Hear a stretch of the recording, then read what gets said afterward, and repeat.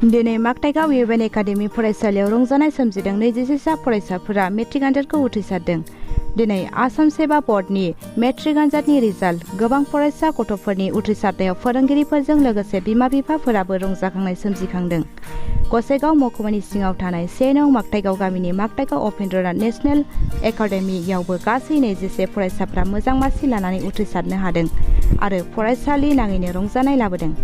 9 फरायसाफोरा सेथि मासि मोननो हादों आरो 3 फरायसाफोरा लेटार मोननो हादों आरो नैथि मासियाव गासै 9 आरो थामथि मासियाव 3 फरायसाफ्रा उथ्रिसारनो हादों। मागथाइगाव उपेन्द्रनाथ नेशनेल एकाडेमिखौ मायथाइ इं 2010 गायसननाय जादोंमोन आरो दिनैसिम 6 खेब मेट्रिक आनजादाव बाहागो लानो मोनबाय आरो बोसोरफ्रोमबो मोजां फिथाइ मोनदों होननानै फोरमायदों गोरायुं शैलेन्द्र औवारी बिथाङा। आरो दिनै फरायसाफोरनि देरहासार जानायाव फरायसालि नाङैनो रंजानाय जादों होननानै फोरमायदों। आङो गिबियावनो गासिनिसिमबो रायजो राजाफोरनि सिङाव खुलुमनायखौ जासिग्रोनाय जाबाय आरो आंनिनो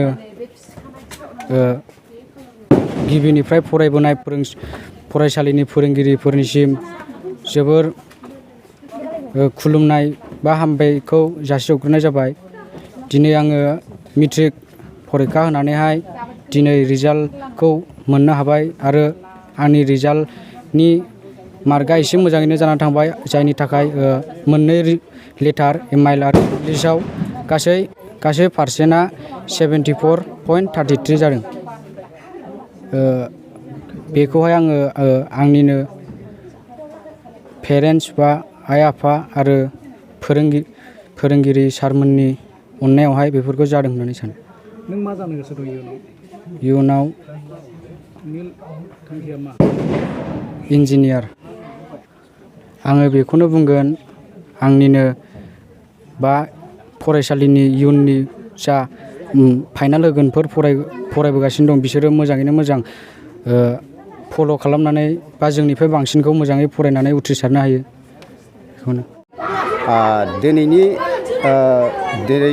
जोंहा मोनसे गोजोनथाव बाथ्रा, जोंनि 2022 मायथाइनि जेनाखि आनजाद मेट्रिक फाइनाल आनजादाव, बे आनजादाव जोंना गासैहाय 21 फरायसाफोर फरायसुलि फरायसुला जयै 21 फरायसाफोर आनजाद होदोंमोन।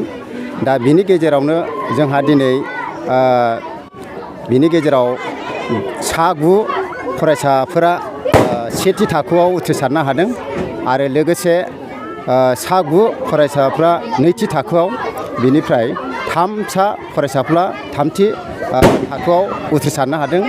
दा बिनिखाय आंनि गोसो गोजोननाया बेनो जे जोंनि बे 21 फरायसाफोरा सासेबोदि जेनेबा आनजादि होफिनबावनांगौ बेबायदि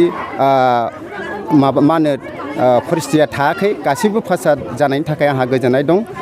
लोगोसे बे गोजोननाय मोनबावदि थांनाय बोसोरफ्राव जोंहा इसिबां मानि पास जादों, फार्स्ट डिभिजन सेकेन्ड डिभिजन दंमोन, नाथाय देग्लायनि बे 2022 मायथाइनि मेट्रिक आनजादाव दिनै आनजाद होनाय बे आनजादाव बांसिनै सेथि थाखोआव मासि आवग्रिनो हानायखाय आंनि गोसोआ जोबोद गोजोननाय मोनदों।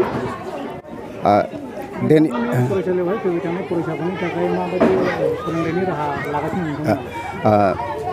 आं बे ससियेल मिडियानि गेजेरजों आं बेखौनो मेसेज होनो सानो जे जोंनि इउएन एकाडेमि मागथाइगाव फरायसालिफोरनि साफ्रोमबो फरायसाफोरनिसिम बा गासैबो रायजो राजा बिथांमोननिसिम मेसेज होनो सानोदि जेन' जोंनि बे इउएन एकाडेमि मागथाइगाव जेनाखि मोनसे बेकवार्ड, बिदिनो गोदोसोनाय बायदि अबस्थायाव दं। दा जायनि जाहोनाव जोङो माखासे बे रोंगौसा गोनां बिथां फोरोंगिरिफोरा दिनै गोबां मासुल मोनालासिनो एसेल' मासुलजोंनो दिनै ओनसोलनि बा गामियारिनि फरायसुलिफोरखौ माबोरै जेनेबा मोजां गुन फोरोंथाइ होनो हागोन, बेफोरखौ लानानै दिनै जोंनि इउएन एकाडेमि साफ्रोमबो फोरोंगिरि